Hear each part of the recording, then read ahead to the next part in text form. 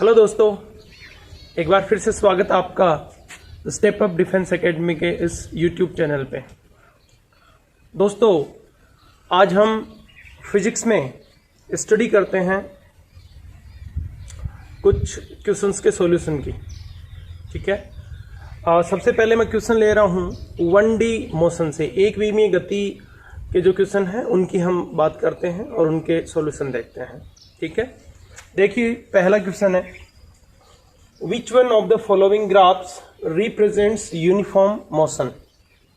जो चार ऑप्शन आपको दे रखे हैं उन चार ऑप्शनों में से आपको वो ग्राफ बताना है जो एक समान गति को प्रदर्शित करता है, यूनिफॉर्म मोशन को प्रदर्शित करता है। ठीक है, देखिए uniform motion, which one of the following graphs represents uniform motion. तो यूनिफॉर्म मोशन का मतलब है एक समान गति। और एक समान गति का मतलब क्या है? एक समान गति का मतलब है कि समान समय अंतरालों में तय की गई दूरियां समान हैं, यानी कि चाल नियत है। ठीक है, एक समान गति, तो एक समान गति का सीधा सीधा मतलब है कि चाल है वो क्या है? नियत। चाल नियत होने का मतलब है कि समान समय अंतरालों में तय की गई दूरियां क्या है? समान है, तभी तो चाल नियत रहेगी। भाई चाल बराबर क्या होता है? दूरी बटे समय, speed is equals to distance upon time. So if equal distances are traveled in equal time interval, then speed will be constant. So uniform motion means speed is constant. एक समान गति का मतलब चाल नियत है। क्लियर है ये बात? जो हमें ग्राफ दे रखे हैं वो ग्राफ किसके बीच है? ग्राफ भी दूरी और समय के बीच में है। ठीक है, अब जैसा कि दूरी और समय के बीच में ग्राफ है, तो दोस्तों दूरी और समय के बीच में जो भी ग्राफ हम बनाते हैं उस ग्राफ का ढाल किसको प्रदर्शित करता है? चाल को प्रदर्शित करता है। ठीक है ना, slope of distance time graph shows the value of speed. दूरी और समय के बीच खींचे गए ग्राफ का जो ढाल है वो चाल को प्रदर्शित करता है। तो आपको ये बात समझ में आ चुकी है कि एक समान गति मतलब चाल नियत है। तो आपको वो ग्राफ इनमें से देखना है, वो ग्राफ आपको देखना है जिस ग्राफ का ढाल नियत हो। ढाल मतलब चाल नियत हो, क्योंकि ये दूरी और समय के बीच का ग्राफ है। तो दूरी और समय के बीच का जो ग्राफ है वो क्या बताएगा? चाल का वैल्यू बताएगा। तो आप देखिए इनमें से कौन सा ऐसा ग्राफ है जिसका ढाल नियत है। तो ढाल ज्ञात करने का जो बेसिक फॉर्मूला है, ढाल को हम एम से लिखते हैं, स्लोप। तो ढाल ज्ञात करने का बेसिक फॉर्मूला क्या? Tan theta.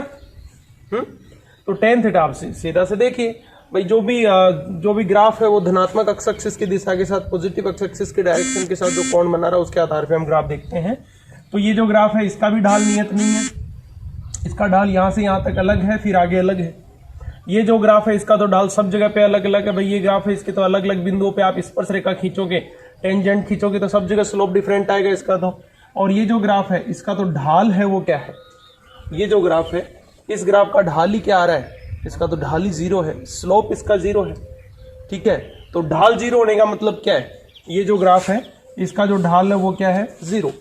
तो स्लोप इसका जीरो है, ढाल जीरो है। ढाल जीरो होने का मतलब है कि समय के साथ दूरी का वैल्यू चेंज नहीं हो रहा, और समय के साथ दूरी का वैल्यू चेंज नहीं हो रहा, इसका मतलब चाल जीरो हो गई। यानी ये तो स्थिर अवस्था वाले किसी पिंड के लिए ग्राफ है। कोई कण जो स्थिर अवस्था में रेस्ट में है उसके लिए ये दूरी समय ग्राफ है। इसमें तो वस्तु गतिशील ही नहीं है। ठीक है, बस था अपना फोर्थ ग्राफ। तो चौथे ग्राफ में हम देख रहे हैं, चौथा सरल रेखीय ग्राफ है। इसके किसी भी बिंदु का अगर हम ढाल ज्ञात करें तो प्रत्येक बिंदु का ढाल इसमें समान आएगा। कहीं पे भी एक समकोण त्रिभुज बना के और ढाल आप ज्ञात कर लीजिए। ठीक है, जैसे मैंने ये समकोण त्रिभुज बनाया, ये 90 डिग्री और ये अपना एंगल थीटा, आप इससे ज्ञात कर लीजिए। या और इससे बड़ा कोई समकोण त्रिभुज बना के देख लीजिए, और इससे भी बड़ा कोई समकोण त्रिभुज आप बना के देख लीजिए। ठीक है, तो कोई सा भी आप राइट एंगल ट्राइंगल आप बना सकते हैं। आप देखोगे ये जो ग्राफ है इस ग्राफ का हर एक पॉइंट पर जो स्लोप है, ढाल है, वो सेम है। इस तरह मतलब ये जो चौथा ग्राफ है, फोर्थ ऑप्शन है, उसमें ढाल ग्राफ का क्या मिल रहा है? हमें नियत मिल रहा है, कांस्टेंट मिल रहा है। तो ढाल यहाँ पे नियत है, इसका मतलब ये जो दूरी और समय के बीच का ग्राफ है ये चाल को क्या बता रहा है? ये चाल को नियत बता रहा है। और चाल नियत होने का मतलब एक समान गति हो गई। तो अपना ऑप्शन कौन सा इसमें राइट होगा? Fourth option. क्लियर है? चलो देखते हैं दूसरा question. A particle is thrown above then correct VT graph will be VT graph means velocity time graph. Okay, and particle is thrown above. कोई कण है, उस कण को पृथ्वी की सतह से ऊपर की तरफ फेंका गया है, तो उसको ऊपर की तरफ फेंका गया, तो उसके लिए वेग समय ग्राफ हमें पहचानना है कि कौन सा ग्राफ उसके लिए सही होगा। सो माय डियर फ्रेंड्स, मान लेते हैं जैसे पृथ्वी की सतह है अर्थ, और अर्थ की सरफेस से पार्टिकल को ऊपर की तरफ फेंका गया है। सामान्य सी बात है, ऊपर की तरफ फेंका गया तो धीरे धीरे जैसे जैसे ऊपर जाएगा वैसे वैसे इसका वेलोसिटी घटेगा, इसका वेग घटेगा, प्रैक्टिकल चीज है। तो ये जैसे जैसे ऊपर जाएगा वैसे वैसे वेग घटेगा और लास्ट में जाके इसका वेग क्या हो जाएगा, 0 हो जाएगा एक पॉइंट पे, और वहां से जो पार्टिकल है पुनः पृथ्वी की तरफ आना शुरू हो जाएगा। बात समझ में आ रही है? तो पहली चीज तो ये कि इस घटना में वेग की दिशा बदल रही है, ठीक है। यदि एक तरफ का वेग हम धनात्मक मानते हैं तो दूसरी तरफ का वेग फिर क्या होगा, ऋणात्मक होगा। बात समझ में आ रही है? वेलोसिटी का डायरेक्शन यहाँ पे चेंज हो रहा है, तो एक डायरेक्शन का वेलोसिटी पॉजिटिव तो दूसरे डायरेक्शन का फिर क्या होगा, नेगेटिव होगा, ठीक है।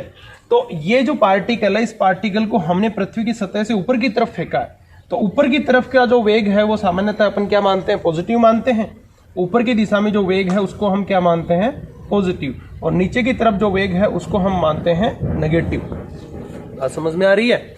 अब देखो क्या है, जैसे हमने इसको यहां से फेंका तो फेंकते समय हमने इसको एक वेग प्रदान किया था जिसको हम प्रारंभिक वेग कहते हैं, इनिशियल वेलोसिटी कहते हैं, वो सबसे ज्यादा है। जैसे मान लो हमने इसको 10 मीटर प्रति सेकंड के वेग से फेंका, अब फेंकने के बाद इसका वेग धीरे धीरे घटेगा, 10 से 9 होगा, 8 होगा, 7 होगा। बात समझ में आ रही है? तो t बराबर 0 समय पर, t बराबर 0 समय पे, t बराबर 0 समय पे जो इसका वेग है वो पॉजिटिव है, और प्लस में कितना है, प्लस में आपने जितना इनको प्रदान, जितना वेग आपने प्रदान किया उतना वेग है ना।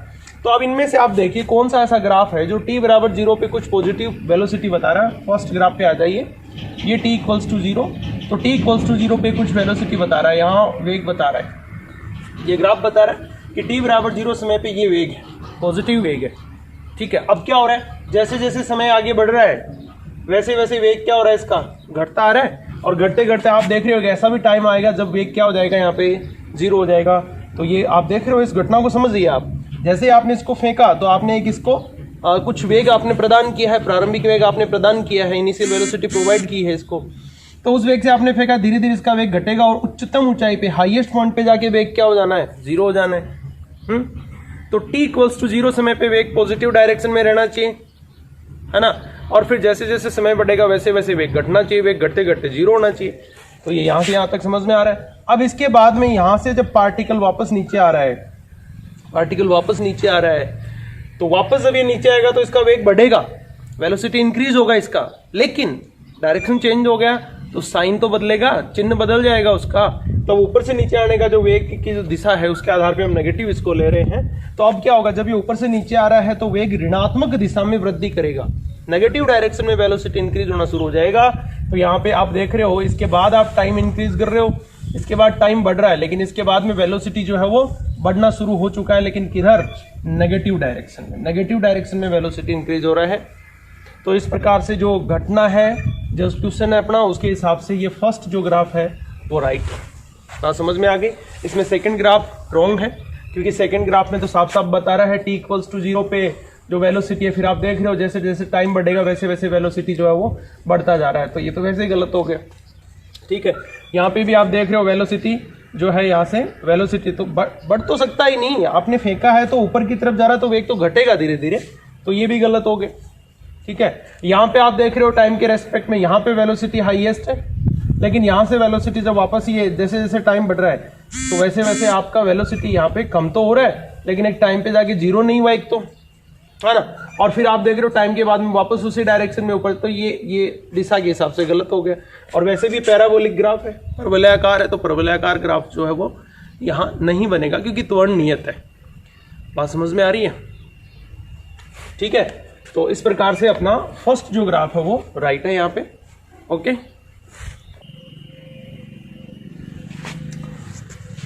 थर्ड क्वेश्चन लेते हैं।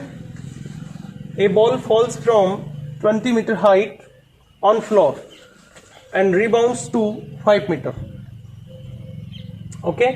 Time of contact is 0.02 second. Find acceleration during impact, ठीक है। एक बॉल है, गेंद है, वो गेंद किसी फर्श पर 20 मीटर की ऊंचाई से गिरती है और 20 मीटर की ऊंचाई से गिरती है और फर्श से टकरा के वापस 5 मीटर की ऊंचाई तक जाती है, ठीक है। गिरती है 20 मीटर की ऊंचाई से और टकरा के वापस जाती है 5 मीटर की ऊंचाई तक। पूछ क्या रहा है कि इम्पैक्ट, एक्सेलरेशन ड्यूरिंग इम्पैक्ट, यानी जैसे ही उसकी फर्श से टक्कर हुई तो टक्कर के दौरान जो है उसका त्वरण कितना रहा, उसका एक्सेलरेशन कितना रहा। बात समझ में आ गई। ये अपने ऑप्शन यहाँ पे दे रखा है, टक्कर का टाइम दे रखा है 0.02 सेकेंड, यानी वो जो बॉल है वो फर्श के साथ टकराते समय फर्श के संपर्क में 0.02 सेकेंड तक रही है। ठीक है, तो त्वरण हमें यहाँ पे ज्ञात करना है, एक्सेलरेशन कैलकुलेट करना है। देखते हैं फटाफट से इस क्वेश्चन को। तो ये ले लेते हैं ग्राउंड, और ग्राउंड पे बॉल जब गिरती है तो बॉल गिरती है कितनी हाइट से, 20 मीटर की हाइट से बॉल गिरी है, और वो बॉल जैसे ही ग्राउंड से टकराती है, टकराने के बाद वापस वो उठती है, वापस कितनी उठती है, 5 मीटर की ऊंचाई पे वापस चली जाती है। ठीक है, तो बॉल जब यहाँ ग्राउंड से टकराती है तो टकराते समय जो बॉल का वेग है, टकराते समय जो बॉल का वेग है, फर्श से वो किस वेग से टकराई और टकराने के बाद किस वेग से वापस उठी, ये हमें दोनों यहाँ देखने होंगे। टकराने से पहले टक्कर, ठीक टक्कर होने से पहले का वेग और टक्कर होने के ठीक बाद का वेग, velocity just before impact and velocity just after impact, ये दोनों हमें यहाँ कैलकुलेट करने होंगे। तो मान लेते हैं कि बॉल है वो v1 वेग से टकराती है, और ये जो बॉल है वापस जब उठती है तो v2 वेग से वापस उठती है। बात समझ में आ गई। ठीक है, अब यहाँ पे भी आपको ध्यान देना है कि वेग की दिशा अलग अलग है, टक्कर से पहले वेग की दिशा अलग है और टक्कर के बाद में वेग की दिशा अलग है। टक्कर से पहले वेग की दिशा पृथ्वी की तरफ है और टक्कर के बाद वेग की जो दिशा है वो पृथ्वी से ऊपर की तरफ है। तो यहाँ पे भी आपको ध्यान रखना है, एक वेग को धनात्मक लेना है तो दूसरे वेग को आपको क्या लेना है, ऋणात्मक। One velocity will be positive then another will be negative. Is it clear और not clear? Okay, so acceleration, here we want to find out acceleration, त्वरण हमें ज्ञात करना है। So acceleration A is equals to, त्वरण क्या होता है, वेग के परिवर्तन की दर होती है, तो अंतिम वेग माइनस प्रारंभिक वेग बटे समय। इसी तरह से हम त्वरण निकालेंगे ना, तो अंतिम वेग क्या है, v2, यानी टक्कर के बाद वाला जो वेग है वो v2 और टक्कर के जस्ट पहले का जो वेग है वो कितना है, v1। तो टक्कर के बाद वाला जो वेग है उसको हम लिखेंगे v2। ठीक है, और माइनस प्रारंभिक वेग, तो टक्कर के पहले का जो वेग है उसको क्या लोगे, v1। अब यहाँ पे ध्यान देना है, टक्कर के बाद में ऊपर की तरफ की दिशा में जो वेग है उसको मैं धनात्मक मानता हूँ, तो नीचे की तरफ का जो वेग है उसको मैं क्या मानूंगा, ऋणात्मक मानूंगा। तो अंतिम वेग v2 को मैं पॉजिटिव लूंगा तो v1 को मैं क्या लूंगा, नेगेटिव। ठीक है, तो यहाँ पे माइनस आप लगा दोगे। तो ये तो हो गया वेग का परिवर्तन बटे समय। समय आपको कितना लेना है, 0.02 सेकेंड का टाइम आपको यहाँ पे लेना, तो 0.02 आप ले लीजिए। ज्ञात करने हैं v2 और v1, तो v2 v1 आप ज्ञात करोगे गति के तीसरे समीकरण से। v2 and v1 are calculated by the help of third equation of motion. तो 20 मीटर की ऊंचाई से जब गिरा तो v1 is equals to root 2g h1 and v2 is equals to root 2g h2। ठीक है, v1 is equals to root 2 into 10, h1 is 20 and v2 is equals to root 2 into 10 into 5। भाई यहाँ टक्कर होने के बाद 5 metre की ऊंचाई तक जा रहा है और टक्कर से जस्ट पहले 20 मीटर की ऊंचाई से गिरा है, तो ये तो आ गया टक्कर के पहले, यानी किस वेग से टकरा रहा है और किस वेग से ऊपर उठ रहा है वापस। यहाँ पे मैंने गति का तीसरा समीकरण लगाया है और यहाँ पे भी गति का तीसरा समीकरण लगा है। ठीक है, ये टकराते ही, टक्कर होते ही ऊपर की तरफ जाने वाला प्रारंभिक वेग है और ये टकराते समय का। इन दोनों की वैल्यू आप यहाँ पे पुटअप कर दीजिए, root 2 into 10 20, 20 into 20 400, so 400 minus minus plus root v1 value is 20 into 5 100, so 100 upon 0.02, root 400 value is 20, so 20 plus 10 upon 0.02 30 upon 0.02, so final answer is 3। ये जो पॉइंट है 0.02, यहाँ पे पॉइंट आपको दिख रहा है, 2 अंकों पे दशमलव है, ये हटा दीजिए, मल्टीप्लाइड बाई 100 कर दो इसको, 2 into 15 into 100, your answer is 1500 metre पर second square. Right answer is D. Okay,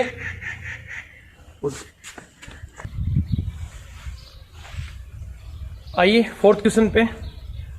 fourth question अपना, the position X of a particle where is with time t is given by x is equals to at square minus bt cube, the acceleration will be 0 at time t equals 2।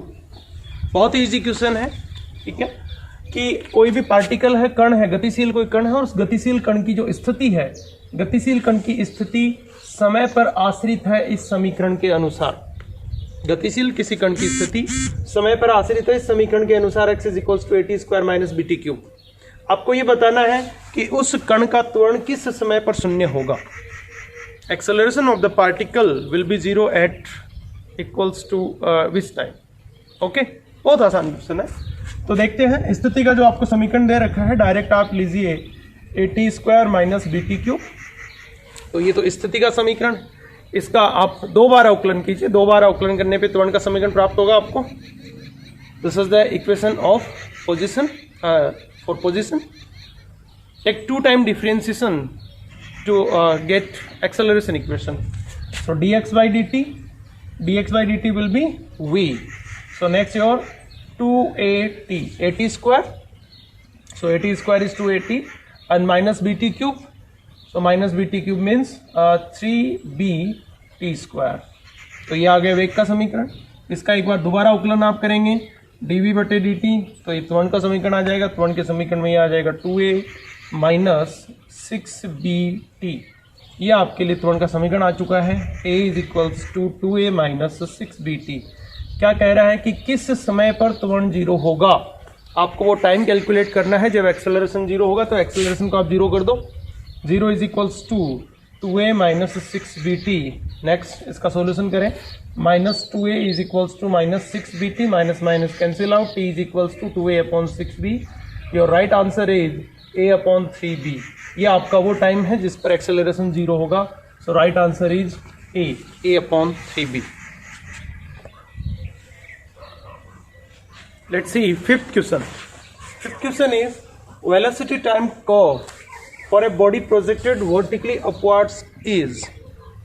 कोई कण है, उस कण को vertically upward मतलब ऊर्ध्वाधर ऊपर की ओर किसी भी कण को ऊर्ध्वाधर ऊपर की ओर फेंका गया है। तो पृथ्वी की सतह से ऊर्ध्वाधर ऊपर की ओर फेंके गए कण के लिए वेग समय ग्राफ कैसा होगा, उसकी आकृति कैसी होगी, इसके बारे में पूछ रहा है।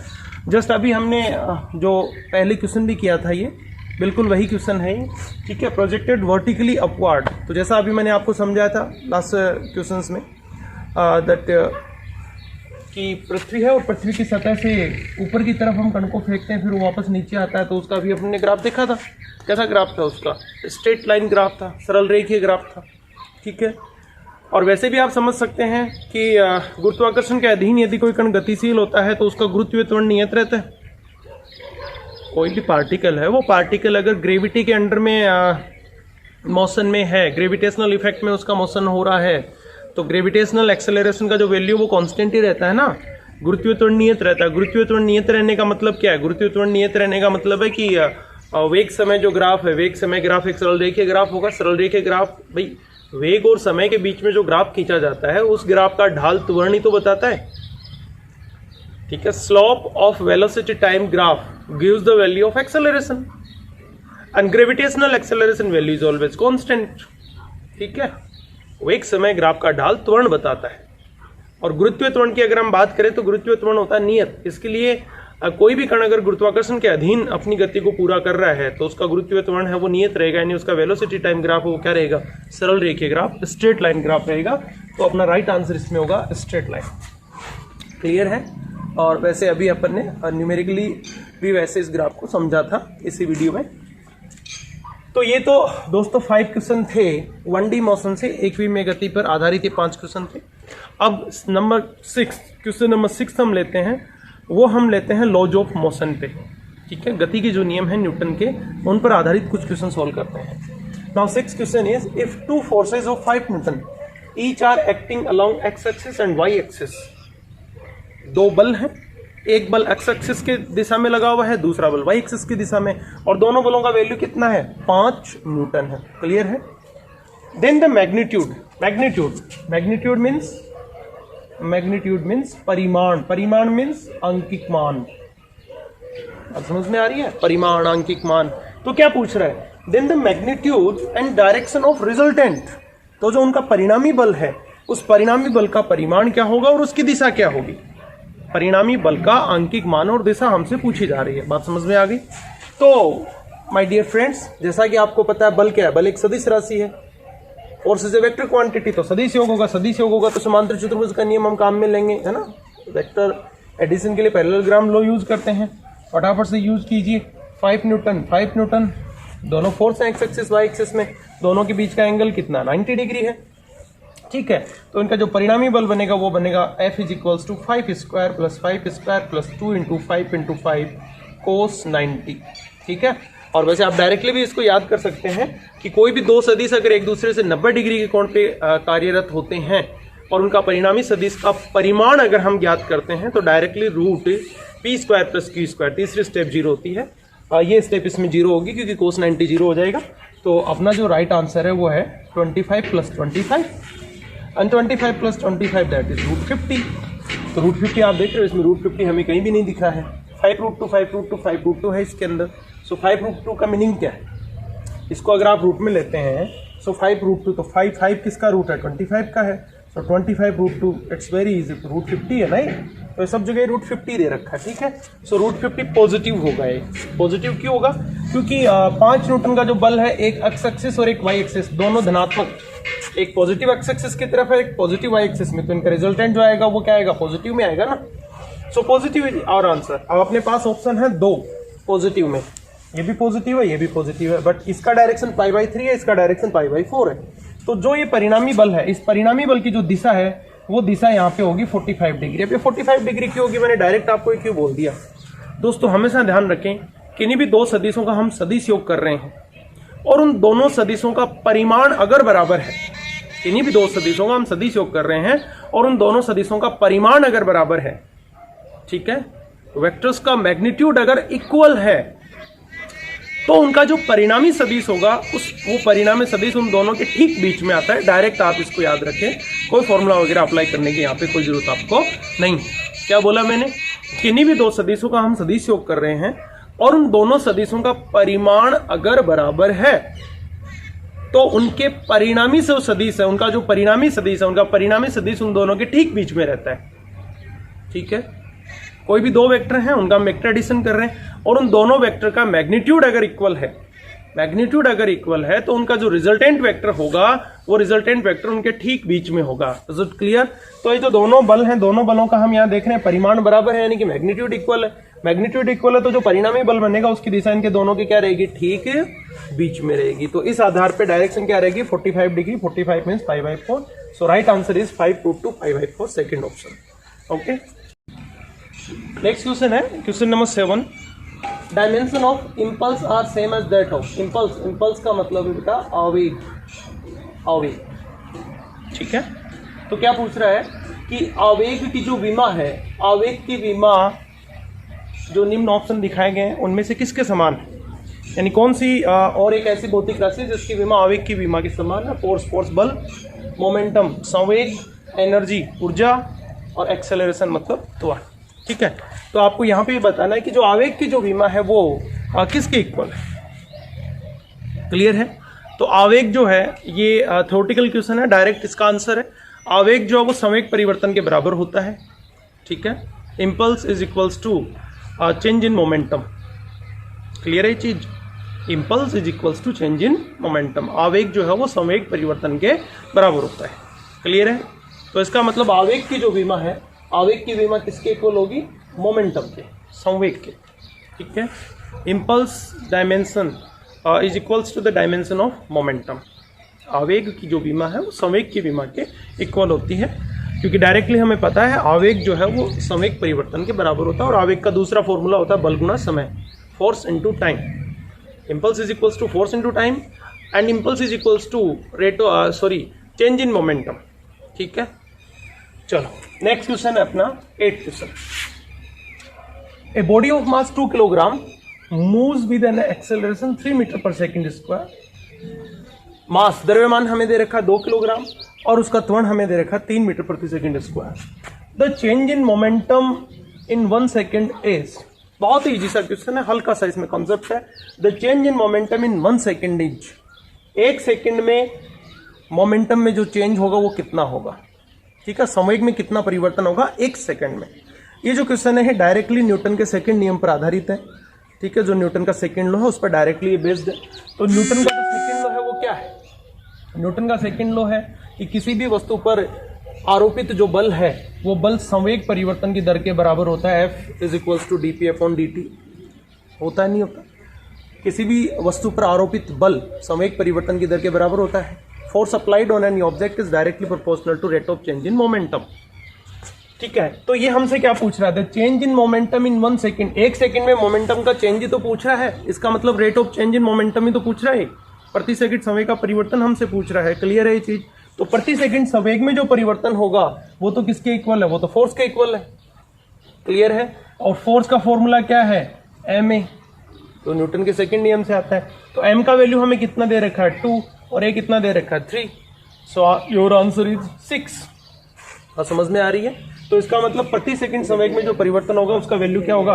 6 होगा। So your right answer is 6 kilogram metre प्रति second. Is it clear? Okay, next question, question number 9। The dimension of actions are action. Very easy question. Action का मतलब क्रिया। एक्शन का मतलब क्या? क्रिया। और एक्शन क्या? एक्शन फोर्स ही तो है। अरे फोर्स बल को ही हम क्रिया कहते हैं। क्लियर है ये चीज? सो एक्शन की विमा पूछ रहा है, कहने का मतलब फोर्स की ही विमा पूछ रहा है। बहुत इजी क्वेश्चन है। तो फोर्स की विमा, force F is equals to ma। भाई किसी भी भौतिक राशि की जब हम विमा लिखते हैं तो विमा में करते क्या हम? वो जो भौतिक राशि है उसके फॉर्मूले को हम ब्रेक करते हैं, और फॉर्मूले को ब्रेक करके और जो SI मात्रक पद्धति में 7 मूलभूत भौतिक राशियां हैं, उन 7 मूलभूत भौतिक राशियों के प्रतीक चिन्ह लिखकर उन पे उपयुक्त घात लगाते हैं हम। यही करते हैं ना? तो कोई भी भौतिक राशि, कोई भी फिजिकल क्वांटिटी, उसकी डायमेंशन राइट करनी है हमें, तो उसके जो फॉर्मूला, उसके फॉर्मूले को आप सोल्व करो, उसको ब्रेक करो, और तब तक ब्रेक करो जब तक कि उसमें सारी की सारी मूलभूत राशियां ना आ जाएंगी। और जैसे ही वो आ जाते हैं फिर प्रतीक चिन्ह लिख के घात लगानी है। तो F is equals to ma। m क्या है? द्रव्यमान, मास। तो ये तो मूलभूत राशि है, तो इसके लिए तो हम डायरेक्टली प्रतीक चिन्ह m लिखेंगे। और a क्या है? त्वरण। त्वरण मूलभूत राशि नहीं है। Acceleration is not a fundamental quantity. तो एक्सेलरेशन का फॉर्मूला अप्लाई कीजिए। एक्सेलरेशन का फॉर्मूला क्या है? Acceleration a is equals to v/t। वेग में परिवर्तन बटे समय, त्वरण। तो बराबर वेग के लिए क्या लिखोगे? विस्थापन बटे समय, तो समय गुणा समय। तो आपका ये हो गया x/t²। तो x क्या है? विस्थापन क्या है? लंबाई, लेंथ। तो इसके लिए क्या लिखोगे? L, और टाइम के लिए t²। So L/t²। So your answer is LT-2।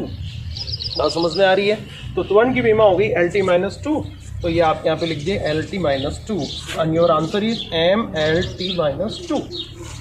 Clear है? तो इस प्रकार एक्शन का जो विमा है वो क्या होगी? MLT-2। Right answer is C। ठीक है, बल्कि ही विमा पूछ रहा है। Next question, question number 10। ये बहुत ही अच्छा क्वेश्चन है, कई बार कोचिंग के पेपरों में भी ये क्वेश्चन दिया गया है। A car when passes through a bridge exerts a force on it which is equal to. कोई भी कार है और वो कार जब किसी पुल से गुजरती है, तो पुल से गुजरती है तो वो कार पुल पर कितना बल लगाती है, ये इसमें पूछ रहा है। बहुत ही शानदार क्वेश्चन है और कंपटीशन के लिए बहुत अच्छा क्वेश्चन है। इसमें पूछ रहा है mg प्लस ये अपने को ऑप्शन दे रखे हैं, समझते हैं। देखो ये पुल है, और पुल जो है वो क्या होता है? पुल वर्त का ही एक चाप होता है। पुल जो है, पुल की आकृति है वो कैसी होती है? सर्कुलर फॉर्म में होती है ना। वर्त का एक चाप ही होता है। ठीक है, तो पुल पे से जब गाड़ी निकलती है तो वो वर्तीय पथ पर गति करती है, सर्कुलर मोशन होता है उसका। और जैसे ही वो वर्ताकार पथ पे गति करेगी तो अभिकेंद्रीय बल या अपकेंद्रीय बल वहां पे उत्पन्न होगा, जन्म लेगा। क्लियर है ये चीज? अब ये गाड़ी है, ये गाड़ी जब पुल पे से ऊपर से गुजर रही है तो गाड़ी का जो वेट है, गाड़ी का जो भार है, उसकी दिशा किधर है? नीचे की तरफ। और गाड़ी जब पुल पे से गुजर रही है तो v वेग से गुजर रही है, v वेग से गुजरेगी तो इस पे सेंट्रीपिटल फोर्स या सेंट्रीफ्यूगल फोर्स, भाई अभिकेंद्रीय बल तो केंद्र की तरफ, वो तो होगी क्रिया, और प्रतिक्रिया उसकी विपरीत। तो कहने का मतलब ये वर्तीय पथ पे गति कर रही है तो इस पे ऊपर की तरफ अपकेंद्रीय जो बल लगेगा वो कितना लगेगा? mv²/r, जहाँ पे r क्या है? पुल की त्रिज्या है, रेडियस ऑफ ब्रिज है। क्लियर है ये चीज? तो गाड़ी जब पुल पे से गुजरती है तो उसकी गति वर्ताकार पथ पे होती है, और वर्ताकार पथ पे होने का मतलब वहाँ पे अभिकेंद्रीय और अपकेंद्रीय बल जन्म लेंगे, सेंट्रीपिटल और सेंट्रीफ्यूगल फोर्स वहाँ पे क्रिएट होंगे। क्लियर है? तो वहाँ पे क्या है? वेट का डायरेक्शन हमेशा नीचे की तरफ है, लेकिन अभिकेंद्रीय बल की जो प्रतिक्रिया है, रिएक्शन जो होगी वो होगी mv²/r, वो होगी ऊपर की तरफ। तो इस प्रकार गाड़ी का जो टोटल वेट हो जाएगा पुल पे से गुजरते समय वो हो जाएगा mg - mv²/r। क्लियर है? सो ब्रिज एक्सर्ट्स ए फोर्स। पूछ क्या रहा है कि जो गाड़ी है वो गाड़ी ब्रिज पे, पुल पे, वो गाड़ी पुल पे कितना बल लगा रही है, यही तो पूछ रहा है ना। तो गाड़ी का जो टोटल वेट है उसमें से mv²/r को हम माइनस कर देंगे, तो माइनस कर देंगे तो ये गाड़ी जो है, अब गाड़ी इतना बल पुल पे लगा रही होगी। बात समझ में आ गई? ठीक है। अब इसमें देखो क्या होता है, इसको थोड़ा सा आगे भी मैं आपको बता देता हूँ। इसमें गाड़ी का वेग जैसे जैसे हम बढ़ाएंगे, वेलोसिटी जो है वो जैसे जैसे बढ़ेगी, तो वैसे वैसे mv²/r का वैल्यू बढ़ता चला जाएगा। और एक ऐसी स्पीड आएगी गाड़ी की, जिस स्पीड पे गाड़ी जो है वो पुल पे जंप ले लेगी, पुल पे हवा में उछल जाएगी। बात समझ में आ गई? ठीक है। तो ये डिपेंड करता है स्पीड पे। अगर गाड़ी की स्पीड जैसे जैसे बढ़ेगी, तो जैसे जैसे गाड़ी की स्पीड बढ़ेगी वैसे वैसे mv²/r का वैल्यू बढ़ता चला जाएगा। और एक ऐसी भी स्पीड आएगी गाड़ी की, जब गाड़ी का जितना वेट है, गाड़ी के वेट के इक्वल उस पे mv²/r का जो वैल्यू है वो हो जाएगा, तो उस कंडीशन में गाड़ी हवा में उछल जाएगी। ये भी क्वेश्चन एक अच्छा क्वेश्चन है, इंपॉर्टेंट क्वेश्चन है। Okay, thanks.